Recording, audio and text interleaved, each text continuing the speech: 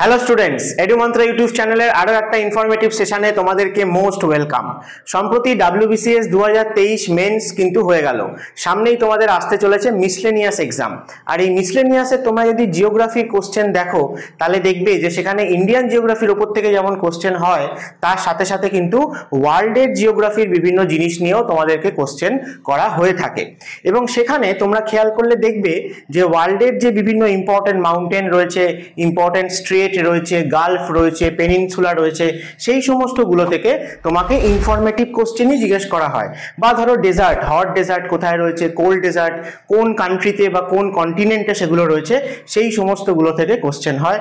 তো এটা পুরোটাই কিন্তু আমরা একটা ওয়ার্ল্ড জিওগ্রাফি জিকে রেসপেক্টে কনসিডার করতে পারি। তাই তোমাদের কথা মাথায় রেখে ইন্ডিয়ান জিওগ্রাফি আমি যেরকম ভিডিও দিচ্ছিলাম সেরকম তো অবশ্যই দেব, তার সাথে সাথে মিসলেনিয়াসকে মূলত টার্গেট করে আমরা ওয়ার্ল্ড জিওগ্রাফির ওপর থেকে কিছু টপিক কিন্তু দেখে নেব। যেমন আজকের ভিডিওতে আমরা আলোচনা করতে চলেছি যে ওয়ার্ল্ডের যে ইম্পর্টেন্ট গালফগুলো রয়েছে সেইগুলোকে নিয়ে। চিন্তা করো না, এক এক করে আমি কিন্তু স্ট্রেট, পেনিনসুলা, বে, ডেজার্ট, রিভার ইম্পর্টেন্ট কি কি রয়েছে, মাউন্টেন, সেই সব কিছুই তোমাদের সাথে কিন্তু শেয়ার করব। তো চলো আজকের ভিডিওতে দেখা যাক কি কি ওয়েট করছে আমাদের জন্য। প্রথম, গালফ সম্বন্ধে, ওয়ার্ল্ডের যে ইম্পর্টেন্ট গালফগুলো রয়েছে সেগুলোর সাথে তোমাদের পরিচয় করানোর আগে আমি একটু দেখে নিই যে গালফ এবং বে এই দুটোর মধ্যে কি ডিফারেন্স রয়েছে। তো গালফ এবং বে এই দুটো এক কথায় বলতে গেলে অলমোস্ট সিমিলার, তাও তাদের মধ্যে সূক্ষ্ম কিছু ডিফারেন্স আমরা পাই। তো দুজনের ক্ষেত্রেই যেটা কমন ব্যাপার সেটা হচ্ছে যে কোনো একটা ওয়াটার বডি ল্যান্ড দিয়ে তিন দিক দিয়ে ঘেরা রয়েছে আর একটা দিক সে মেন ওয়াটার বডির সাথে কানেক্টেড রয়েছে। এই রকম ধরনের যে ফিজিক্যাল ফিচার আমরা দেখতে পাই মূলত কোস্ট লাইনের আশেপাশে রিজিয়নে, তাকে আমরা বলে থাকি গালফ অথবা বে। তাহলে ডিফারেন্স কি না, গালফের ক্ষেত্রে আমরা দেখব যে পোর্শন অফ ওয়াটারটা কোস্ট লাইন থেকে ল্যান্ডের ইন্টিরিয়ারে বেশ কিছুটা কিন্তু ভেতর দিকে ঢুকে রয়েছে, তাকে আমরা বলবো গালফ। আর বে অতটা ল্যান্ডের ইন্টিরিয়ারে এন্টার না করলেও তিন দিকে ল্যান্ড দিয়ে অলমোস্ট ঘেরা রয়েছে এরকম একটা ওয়াটার বডি, তাকে আমরা বলবো বে। অন্যভাবে যদি বলি তাহলে কোন ওয়াটার বডিটা আশপাশের ল্যান্ড দিয়ে বেশি এনক্লোজড রয়েছে, যে বেশি এনক্লোজড রয়েছে তাকে বলবো গালফ। কিন্তু তিন দিকে ল্যান্ড দিয়ে ঘেরা থাকলেও যে অনেকটা ওপেন, তাকে আমরা বলে থাকি বে। তো এছাড়া আমরা বলতে পারি যে গালফের ক্ষেত্রে যে মাউথটা হয় না, অর্থাৎ যেখানে এই ওয়াটার বডিটা মেন কোনো ওয়াটার বডির সাথে কানেক্টেড, সেই জায়গায় এর মাউথটা খুব ন্যারো হয় গালফের ক্ষেত্রে। কিন্তু বে এর ক্ষেত্রে তোমরা দেখবে যে এটা অনেকটা ওয়াইড হয়ে থাকে। তো তোমরা আশা করি সবাই ইন্ডিয়ার ম্যাপ সম্পর্কে অবগত, তাই আমাদের ইম্পর্টেন্ট ইন্ডিয়ার গালফগুলোর মধ্যে নাম আসে গালফ অফ কাচ, গালফ অফ খাম্বাত বা গালফ অফ মান্নার। তো সেগুলোর শেপ তোমরা দেখলে আইডিয়া করতে পারবে ম্যাপে। এবং বে বলতে আমরা বে অফ বেঙ্গলকে আমরা দেখতে পাই ইন্ডিয়াতে, এবং এই যে বে অফ বেঙ্গল এটা কিন্তু ওয়ার্ল্ডের মধ্যে লার্জেস্ট বে। তো স্বাভাবিকভাবেই এই যে গালফ অফ কাচ, গালফ অফ খাম্বাত, এদের শেপটা কীরকম এবং তার পাশাপাশি যদি বে অফ বেঙ্গলকে দেখো তাহলে কিন্তু তোমাদের অনেকটা ক্লিয়ার হয়ে যাবে যে বে এবং গালফের মধ্যে কি ডিফারেন্স রয়েছে। তো গালফ এরকম প্রচুর ইম্পর্টেন্ট গালফ ওয়ার্ল্ডেও রয়েছে যেগুলো নিয়ে আজকের ভিডিওটাতে আমরা আলোচনা করব, এবং বেও কিন্তু প্রচুর রয়েছে। লার্জেস্ট বে অফ দ্য ওয়ার্ল্ড আমাদের বে অফ বেঙ্গলকেই বলা হয়। তো বে নিয়ে আমি অন্য কোনো একটা ভিডিওতে না হয় আলোচনা করব, আজকে আমরা দেখে নিই গালফ নিয়ে। তো চলো কিছু ইম্পর্টেন্ট গালফ আমি তোমাদের জন্য সিলেক্ট করেছি। প্রথম আমরা আসি যে পার্সিয়ান গালফ। এই পার্সিয়ান গালফ, আর দেখো এদিকে আমি নিয়েছি গালফ অফ ওমান, এই দুটো কিন্তু আমরা পাশাপাশি একটা কন্টিনিউ ওয়াটার বডিতেই পাই। যেখানে তোমরা দেখবে যে আরাবিয়ান পেনিনসুলা রয়েছে, এই আরাবিয়ান পেনিনসুলার সাথে ইরান, এই দুই কান্ট্রির মাঝে যে ওয়াটার বডিটা রয়েছে, যেখানে একদম ইন্টিরিয়ারে গেলে আমরা কুয়েতকে পাই বা ইরাককে পাই, তো সেইটাকে আমরা বলি পার্সিয়ান গালফ। অর্থাৎ মিডল ইস্টের যে কান্ট্রিগুলোকে আমরা অয়েল এক্সপোর্টিং কান্ট্রি হিসেবে চিনি সেইগুলো সব কিন্তু এই পার্সিয়ান গালফ রিজিয়নে রয়েছে। এবং এই পার্সিয়ান গালফেই দুটো খুব ইম্পর্টেন্ট রিভার, একটা টাইগ্রিস আর একটা হচ্ছে ইউফ্রেটিস, এই দুটো রিভারের মাউথ কিন্তু রয়েছে এইখানে, যে দুটো রিভারের ধারে গড়ে উঠেছিল মেসোপটেমিয়া সভ্যতা। সেই পার্সিয়ান গালফেই যদি তোমরা আরেকটু সামনের দিকে এগিয়ে আসো তাহলেই দেখবে যে গালফ অফ ওমান রয়েছে, অর্থাৎ পার্সিয়ান গালফ এবং গালফ অফ ওমান এরা দুজন কানেক্টেড একটা ন্যারো ওয়াটার বডির চ্যানেল দিয়ে। সেই ন্যারো ওয়াটার বডির চ্যানেলকে আমরা আবার স্ট্রেট বলে থাকি এবং এই স্ট্রেটটার নাম হচ্ছে স্ট্রেট অফ হরমুজ। অর্থাৎ পার্সিয়ান গালফ, তারপরে স্ট্রেট অফ হরমুজ দিয়ে আমরা চলে আসতে পারি গালফ অফ ওমানে, এবং যে গালফ অফ ওমান তার মাউথ রয়েছে অ্যারাবিয়ান সিতে। তো খুবই ইম্পর্টেন্ট এটা। আমাদের মিডল ইস্টের কান্ট্রিগুলো থেকে যত আমাদের অয়েল ওয়ার্ল্ডের অন্যান্য কান্ট্রিতে এক্সপোর্ট হয়ে থাকে সব কিন্তু এই পার্সিয়ান গালফ বা গালফ অফ ওমান দিয়েই বেরিয়ে চলে আসে। এদের মধ্যে পার্সিয়ান গালফে আমি দেখব যে যে কান্ট্রিগুলোর বর্ডার রয়েছে তারা হচ্ছে Iran, Oman, UAE, Saudi Arabia, Qatar, Bahrain, Kuwait এবং ইরাক। আর যদি গালফ অফ ওমানের কথায় আসো সেখানে কিন্তু আমরা পাকিস্তান, ইরান, ওমান এবং ইউএই কে কিছুটা পরিমাণ পেয়ে থাকি। চলো নেক্সট গালফ কি আছে দেখে নিই। নেক্সট বলছে গালফ অফ আকাবা। গালফ অফ আকাবা আমরা কোথায় পাবো না, এটা আমরা পাচ্ছি যে রেড সি, সৌদি আরবিয়া বা আরাবিয়ান পেনিনসুলার যদি তোমরা ম্যাপে দেখো তার নর্দার্ন সাইডে আমরা যেরকম গালফ অফ ওমান বা পার্সিয়ান গালফকে পেলাম, তার সাউদার্ন সাইডে যদি চলে আসি তাহলে সৌদি আরবিয়া বা আরাবিয়ান পেনিনসুলার সাথে আমরা আফ্রিকা কন্টিনেন্টের একটা সেপারেশন দেখতে পাই যে ওয়াটার বডি দিয়ে, ঠিক আছে, সেটাকে আমরা বলে থাকি অ্যাকচুয়ালি গালফ অফ সুয়েজ। কারণ এখান দিয়েই সুয়েজ ক্যানেল আমরা তৈরি করেছি যেটা মেডিটেরিয়ান সি এর সাথে আমাদের অ্যারাবিয়ান সি বা ইন্ডিয়ান ওশানকে কানেক্ট করে। সেইখানেই আমরা যদি দেখি যে গালফ অফ আকাবা বলতে আরেকটা গালফ রয়েছে যেটা এই সিনাই পেনিনসুলা এবং আমাদের এশিয়ার মধ্যে দেখতে গেলে সৌদি আরবিয়া এই দুইয়ের মাঝে রয়েছে। এবং এই গালফ অফ আকাবার চারিদিকে আমরা যদি দেখি তাহলে ইসরায়েল, জর্ডন, ইজিপ্ট এবং সৌদি আরবিয়া এই চারটে কান্ট্রিকে পাই। অর্থাৎ রেড সি যেখানে শেষ হচ্ছে, রেড সি এর পরে তোমরা দুটো গালফকে দেখতে পাবে, একটা হচ্ছে গালফ অফ আকাবা আর একটা হচ্ছে গালফ অফ সুয়েজ। আচ্ছা নেক্সট চলে আসো গালফ অফ এডেন। যে রেড সি এর কথা এক্ষুনি বলছিলাম সেই রেড সি থেকে আমরা যদি আস্তে আস্তে ইন্ডিয়ান ওশানের দিকে বা আরাবিয়ান সি এর দিকে আসি তাহলে আমরা দেখব যে রেড সির সাথেই কানেক্টেড আরো একটা গালফ রয়েছে যাকে আমরা বলি গালফ অফ এডেন। এবং ঠিক একইভাবে পার্সিয়ান গালফ আর গালফ অফ ওমান যেভাবে স্ট্রেট অফ হরমুজ দিয়ে কানেক্টেড ছিল, এখানে আমরা রেড সি এবং গালফ অফ এডেনকে দেখতে পাবো যে স্ট্রেট বাব এল মান্দাব এইটা দিয়ে কিন্তু কানেক্টেড। এবং এই জায়গায় খুব ইম্পর্টেন্ট একটা কান্ট্রি রয়েছে জিবুতি, যে জিবুতিতে আমরা কিন্তু দেখতে পাই যে ওয়ার্ল্ডের মোস্ট পাওয়ারফুল যে কান্ট্রিগুলো তাদের কিন্তু আর্মি বেস বা মিলিটারি বেস এখানে রয়েছে বা নাভাল বেস। তো এই যে গালফ অফ এডেন এটাকে আমরা সোমালিয়া এবং ইয়েমেন এই দুইয়ের মাঝে দেখতে পাই। সোমালিয়া বলতে আফ্রিকান কান্ট্রি আর ইয়েমেন বলতে আরাবিয়ান পেনিনসুলায় রয়েছে। এবং বাব এল মান্দেব এই স্ট্রেট দিয়ে কিন্তু এই দুটো কানেক্টেড, এটা খুব ইম্পর্টেন্ট, রেড সি এবং Gulf of Eden.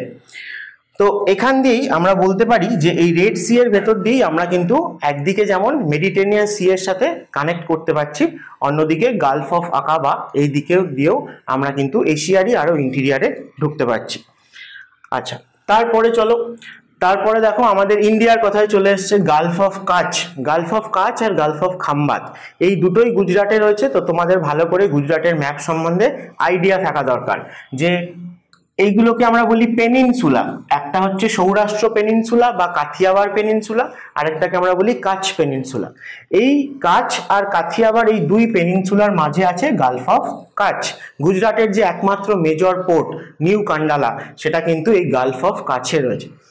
R Gulf of Khambhat মানে আমরা এই যে সৌরাষ্ট্র যেটা বা কাথিয়াওয়াড় পেনিনসুলা তার সাথে ইন্ডিয়ার যে মেনল্যান্ড এই দুইয়ের মাঝে যে ন্যারো ওয়াটার বডিটা পাই সেটাকে আমরা বলে থাকি গালফ অফ খাম্বাত। যে গালফ অফ খাম্বাতে গুজরাটের যে ইম্পর্টেন্ট রিভারগুলো মানে নর্মদা, তাপি, সবরমতী, মাহি এদের সবার কিন্তু মাউথ রয়েছে এই গালফ অফ খাম্বাতে। তো বেশ, গালফ অফ কাচ এবং গালফ অফ খাম্বাত ছাড়া আরেকটা ইম্পর্টেন্ট যেটা আমি প্রথমে বলছিলাম যে Gulf of Mannar. Gulf of Mannar যদি আমরা দেখি তাহলে ইন্ডিয়া এবং শ্রীলঙ্কার মাঝে রয়েছে, এই জায়গাটাকে আমরা গালফ অফ মান্নার বলবো। এর নর্দার্ন সাইডে যদি আমরা দেখি তাহলে আমরা পক বে বা পক স্ট্রেটকে পাই। এবং তামিলনাড়ুর রামেশ্বরমের থেকে শ্রীলঙ্কা আই ডিস্টেন্সে দেখা যায়, এই জায়গাটাকে আমরা অ্যাডামস ব্রিজ বলে থাকি বা আমরা রাম সেতু বলে থাকি, যেখানে তামিলনাড়ুর দিক দিয়ে বা ইন্ডিয়ার দিকে লাস্ট পয়েন্ট হচ্ছে ধনুষকোডি। এবং শ্রীলঙ্কার দিকে যদি আমরা দেখি তাহলে সেদিকে আমরা একটা আইল্যান্ডকে পাই যেটার নাম হচ্ছে মান্নার আইল্যান্ড। এই মান্নার আইল্যান্ডের নামেই কিন্তু এই গালফটার নাম হয়েছে গালফ অফ মান্নার। তো এটা আমাদের ইন্ডিয়ার অধীনেই রয়েছে, কিছুটা শ্রীলঙ্কাও পায়। তো এই জায়গাটায় আমরা জানি যে পার্ল ফিশিং এর জন্য কিন্তু খুব ফেমাস, এবং এটা কিন্তু একটা মেরিন বায়োডাইভার্সিটি হটস্পটও বটে, বা মেরিন বায়োস্ফিয়ার রিজার্ভ, যেটা কিন্তু ইউনেস্কো দ্বারা স্বীকৃত হয়েছে। নেক্সট এরপরে চলো দেখে নিই যে গালফ অফ খাম্বাতকেও আমি আলাদা করে দিয়েছি, যদিও আমি তোমাদেরকে বলেই দিলাম একটু আগে যে Gulf of Khambhat, Gulf of কাচ এবং গালফ অফ মান্নার ইন্ডিয়ার এই তিনটে কিন্তু মোস্ট ইম্পর্টেন্ট গালফ। চলো এদিকে দেখি কি আছে না গালফ অফ মার্তাবান। গালফ অফ মার্তাবান আমরা কোথায় পাবো না মায়ানমার কোস্টে পাবো। মায়ানমারের যদি সব থেকে ইম্পর্টেন্ট রিভার দেখি তাহলে সেটা হচ্ছে ইরাবতী। যে ইরাবতী রিভারে যে ডলফিন পাওয়া যায় সেটা কিন্তু ইন্ডিয়াতে চিল্কা লেকে সব থেকে বেশি পরিমাণে পাওয়া যায়। তো সেই ইরাবতী রিভারের যে মাউথ রয়েছে, তার যে ডেল্টা, তার ইস্টার্ন সাইডে আমরা কিন্তু এই গালফটাকে পেয়ে থাকি, যেটাকে আমরা বলে থাকি গালফ অফ মার্তাবান। তোমাদের এইটুকু মনে রাখলেই হবে যে কোন কান্ট্রির কোস্টলাইনে রয়েছে, বা এর সামনে আর কোন ওয়াটার বডি, বড় ওয়াটার বডি কে রয়েছে। ঠিক আছে, তো স্বাভাবিকভাবেই মায়ানমারের সামনে তো আমাদের বে অফ বেঙ্গলই রয়েছে। চলো এরপরে দেখে নিই কি বলছে। বলছে গালফ অফ টনকিন। গালফ অফ টনকিন আমরা কোথায় পাবো না এটা আমরা পাবো ভিয়েতনাম কোস্টে, অর্থাৎ এখানে মেন বড় ওয়াটার বডিটা হচ্ছে সাউথ চায়না সি, যেখানে ভিয়েতনামের কোস্ট লাইন রয়েছে এবং ভিয়েতনামে একটা ইম্পর্টেন্ট রিভার ডেল্টাও রয়েছে, সেটাও তোমাদের জিজ্ঞেস করা হয়, সেটা হচ্ছে মেকং রিভার ডেল্টা, যেটা কিন্তু ভিয়েতনামে রয়েছে। তো এই জায়গাটায় সাউথ চায়না সি এর একদম নর্থ ওয়েস্টার্ন পোর্শনে ভিয়েতনাম কোস্টে আমরা দেখতে পাবো যে এই টনকিন বলে একটা আইল্যান্ড রয়েছে, তার থেকে কিন্তু এই গালফটার নাম হয়েছে গালফ অফ টনকিন।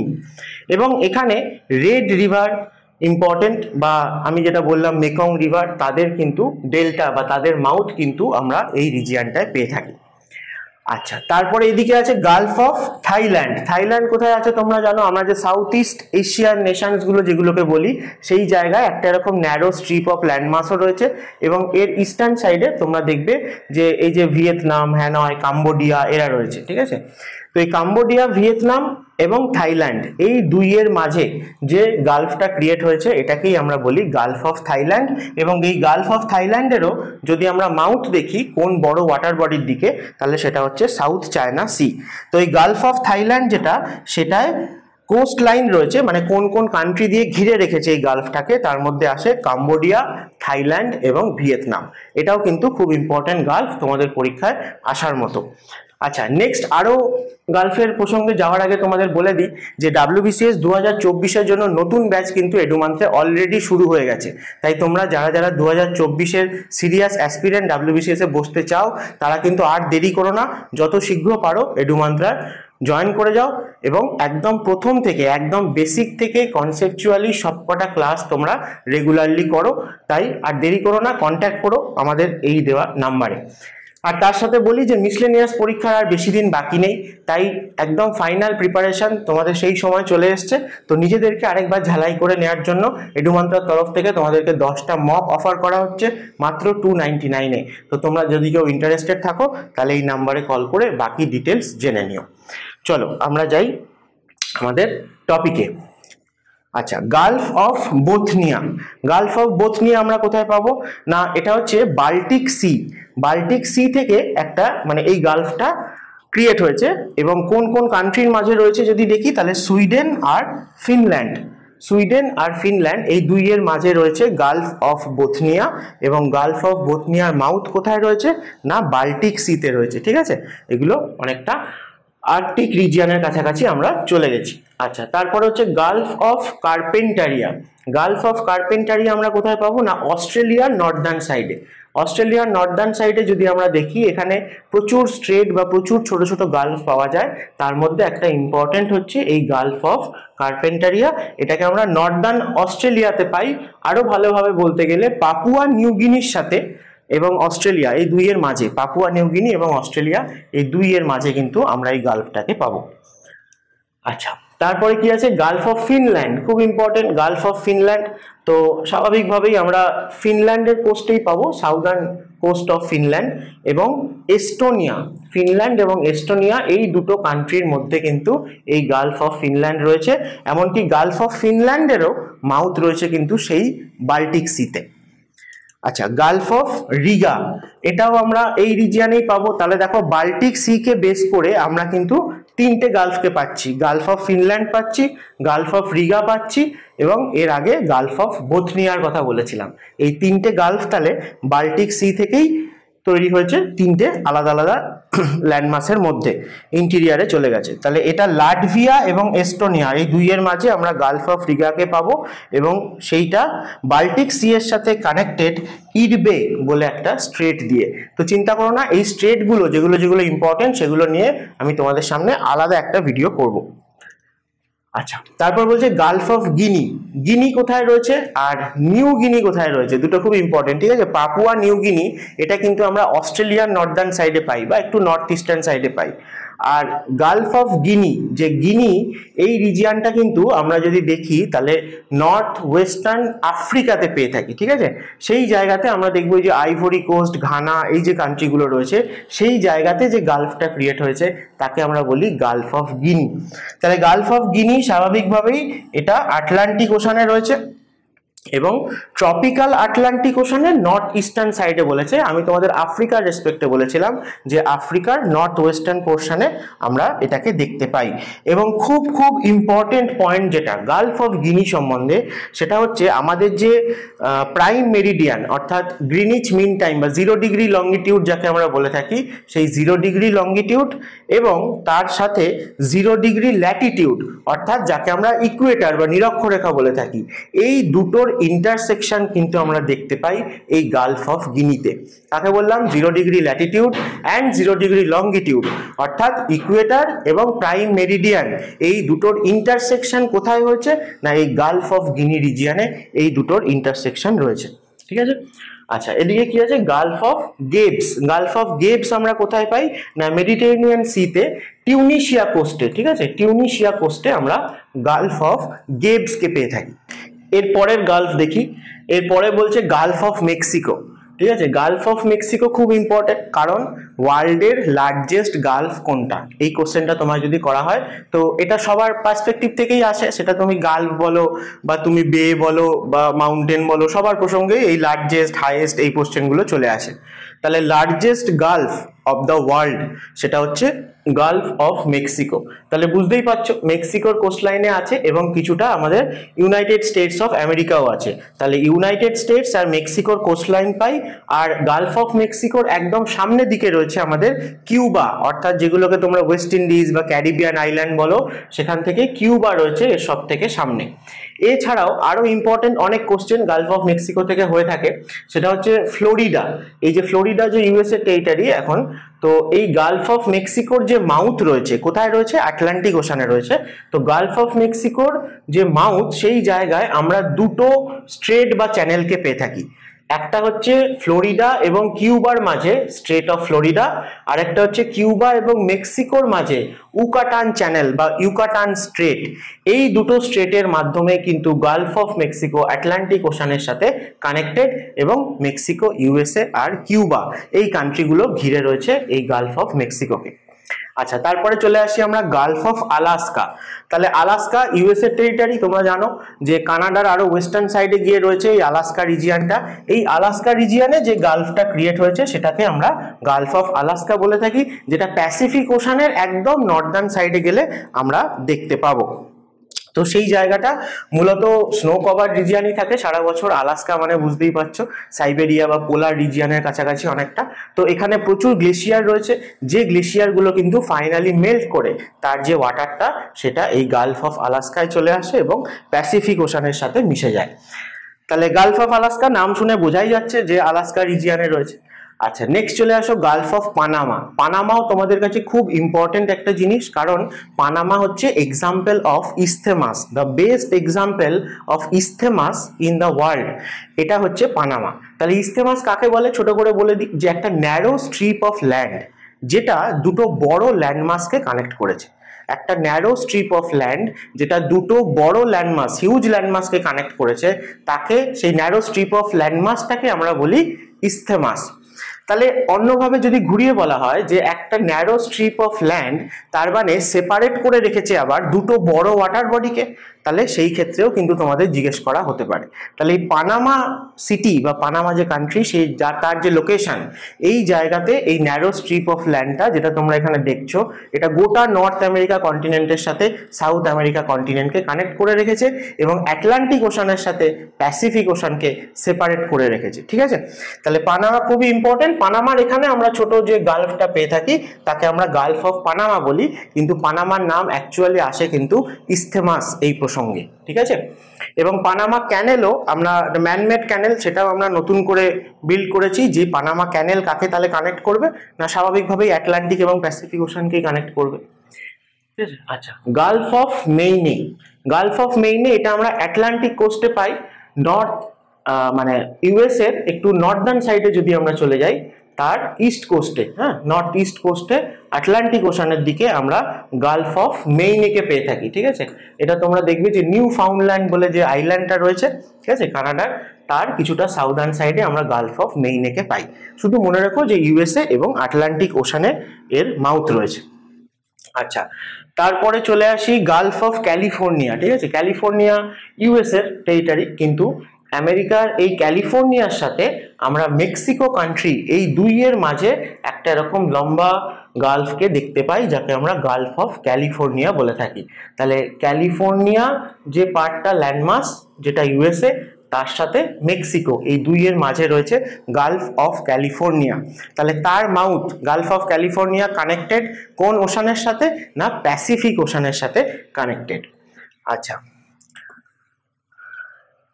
আমুন্ডসেন গালফ। আমুন্ডসেন গালফ এটাকেও আমরা যদি দেখি তাহলে এটা কানাডার একদম নর্দার্ন সাইডে রয়েছে, অর্থাৎ আমরা চলে যাব অলমোস্ট পোলার রিজিয়নের কাছাকাছি। ঠিক আছে, সেই জায়গাতে কানাডার নর্দার্ন সাইডে একটা ইম্পর্টেন্ট গালফ হচ্ছে এই আমুন্ডসেন গালফ। আর লাস্ট যদি দেখি যে Gulf of Saint Lawrence. Gulf of Saint Lawrence আমরা কোথায় পাবো, যেখানে মেইনে গালফের কথা তোমাদেরকে বলছিলাম, আর একটু সাউদার্ন সাইডে ছিল এই নিউ ফাউন্ডল্যান্ড আইল্যান্ড কানাডার, এবং ইউএসএ কোস্টলাইন শেষ হচ্ছে, কানাডার কোস্টলাইন শুরু হচ্ছে। এই যে রিজিয়নটাতে, এই রিজিয়নটাতে খুব ইম্পর্টেন্ট একটা গালফ হচ্ছে যে গালফ অফ সেন্ট লরেন্স। এবং তোমরা নর্থ আমেরিকার এবং কানাডার বর্ডার রিজিয়নে যে গ্রেট লেকস এর কথা জানো, যেখানে 5টা বড় বড় লেক রয়েছে, সেই লেকগুলোর যে আলটিমেট ড্রেনেজ, সেটা কিন্তু এই সেন্ট লরেন্স রিভারের মাধ্যমে এই গালফ অফ সেন্ট লরেন্সেই হয়ে থাকে, এবং ফাইনালি এটা আটলান্টিক ওশানের সাথে কানেক্টেড। তো এগুলোই ছিল আমাদের ওয়ার্ল্ডের মধ্যে ইম্পর্টেন্ট গালফ, যেগুলোকে আমরা ইন্ডিয়ার গালফগুলোর বাইরে গিয়েও আমাদের মনে রাখা উচিত, কারণ তোমাদের আগামী মিসলেনিয়াস পরীক্ষার জন্য কিন্তু এগুলো খুবই ইম্পর্টেন্ট। তো আজকের ভিডিওটা এখানেই শেষ করছি। এরপরে অন্যান্য যে টপিকগুলো রয়েছে ওয়ার্ল্ড জিওগ্রাফির, সেই টপিকগুলোকে নিয়ে কিন্তু খুব শিগগিরই আমি তোমাদের সামনে আবারও আসবো। আজকের ভিডিওটা ভালো লাগলে লাইক করে দিও এবং অবশ্যই আমাদের চ্যানেলকে সাবস্ক্রাইব করতে ভুলো না। দেখা হচ্ছে আবার নেক্সট ভিডিওতে।